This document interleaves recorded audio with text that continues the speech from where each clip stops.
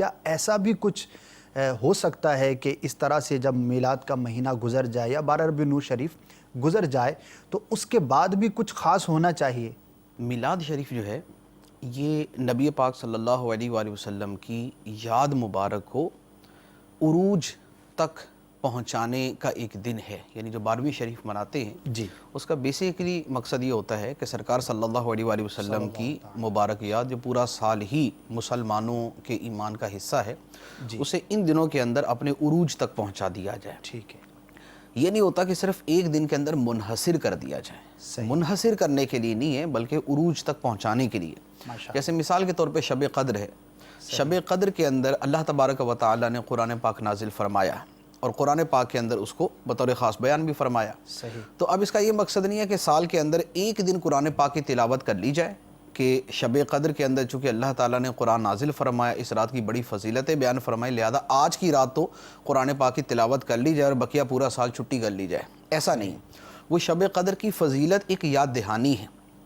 اور مسلمانوں کو پورا سال قرآن کی تلاوت کے لیے تیار کرنے کے لیے ایک قسم کا وہ دن اللہ تبارک و تعالیٰ نے دے دیا کہ اس کو سیلیبریٹ کیا جائے، منایا جائے اور پھر اس کی یاد جو ہے وہ پورا سال چلتی رہے۔ اسی طرح میلاد مصطفیٰ صلی اللہ علیہ وآلہ وسلم منانا جو ہے وہ بھی یوں کہہ لیں کہ سرکار علیہ الصلوۃ والسلام کی محبت کے اظہار کا ایک بڑا عمدہ دن ہے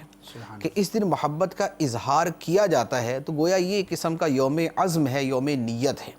یوم نیت ہے کہ سرکار صلی اللہ علیہ وآلہ وسلم کی اتباع کریں گے، آپ کی محبت کے تقاضوں کو پورا کریں گے، اور جیسے اس دن پورا دن یاد کے اندر جو ہے وہ گزارا گیا تو بقیہ پورا سال بھی اس یاد کو ہم قائم رکھیں گے۔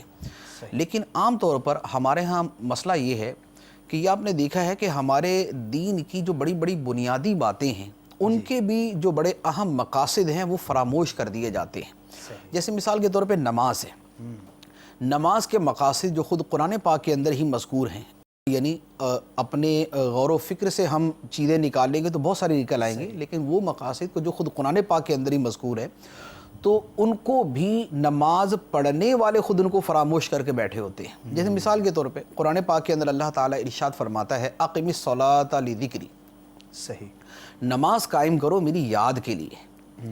یعنی نماز ایک تو بذات خود پڑھنا یہ دین کے بنیادی فرائض میں سے ہے، دوسرا اس سے یہ مقصد حاصل کرنا بھی ہے کہ اللہ تعالیٰ کی یاد جو ہے وہ مسلمان کے دل میں بیٹھ جائے۔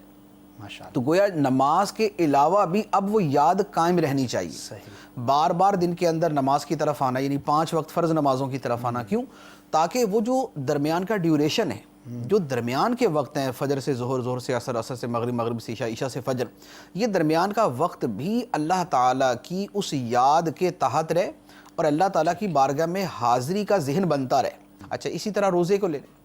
روزے کا مقصد تو اللہ تعالیٰ نے خود قرآن پاک کے اندر بیان فرما دیا، ارشاد فرمایا یا ایھا الذین آمنوا کتب علیکم الصیام کما کتب علی الذین من قبلکم لعلکم تتقون، اے ایمان والو تم پر روزے فرض کیے گئے جیسے تم سے پہلے لوگوں پر فرض کیے گئے تھے، لعلکم تتقون، تاکہ تمہیں تقوی نصیب ہو، تاکہ تمہیں پرہیزگاری نصیب ہو، تاکہ تمہارے دلوں کے اندر اللہ تعالیٰ کا ڈر پیدا ہو جائے۔ تو اب رمضان کا مہینہ اس لیے تھا کہ آدمی پرہیزگار بنے، اپنی خواہشات پر قابو پانے کی اسے قدرت حاصل ہو، اپنی خواہشات پہ اور اپنی جو ہے وہ من مانیوں کے اوپر وہ قابو پانے کا ملکہ حاصل کر لے۔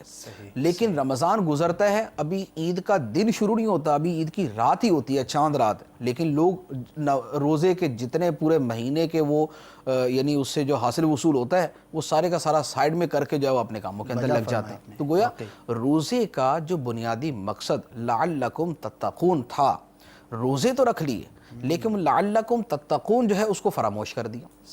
اسی طرح آپ زکوٰۃ کو لے لیں، زکوٰۃ کے بنیادی مقاصد میں سے کیا ہے؟ ایک تو یہ ہے کہ زکوٰۃ دینے سے آدمی کے ذہن میں یہ بات آ جائے کہ مال میں نے صرف اپنے ذاتی استعمال میں ہی نہیں لانا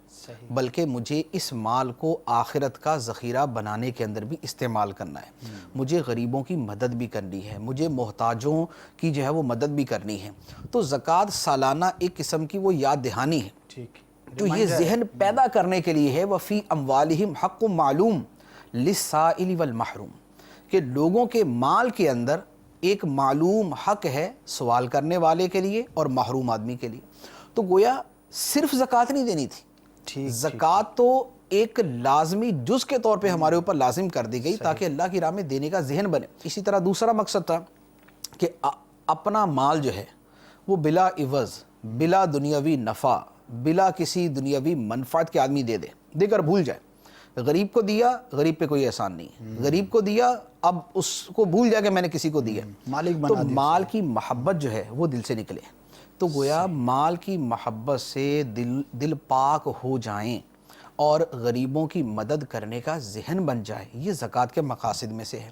لیکن اس مقصد کو کتنا پورا کرنے والے ہیں؟ یعنی کتنے لوگ ہیں کہ جن کے دلوں کے اندر یہ ہوتا ہے کہ ہم پورا ساری اللہ تعالیٰ کی راہ میں دیتے رہیں گے۔ میلاد اس لیے تھا کہ آدمی ایک دن ایسا بطور خاص بناتا ہے جس میں وہ اپنے سارے کام چھوڑ کر وہ پورا دن نبی پاک صلی اللہ علیہ وآلہ وسلم کی محبت میں، آپ کی یاد میں، آپ کے تذکرے میں، رفعت ذکر مصطفیٰ صلی اللہ علیہ وآلہ وسلم کے اندر گزارتا ہے، اور گویا اس دن وہ سرکار کی آمد پہ جو جشن مناتا ہے وہ اس میں وہ اس کا اظہار کر رہا ہوتا ہے کہ میں آقا کریم صلی اللہ علیہ وآلہ وسلم کو اللہ تعالیٰ کی سب سے بڑی نعمت سمجھتا ہوں اپنے لیے،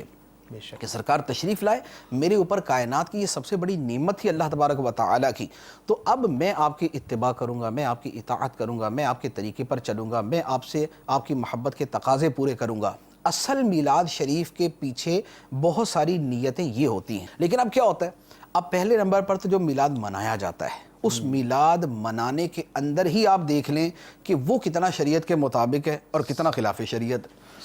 شریعت کے مطابق بھی میلاد ہوتا ہے، جیسے مدنی چینل کے اوپر اس کے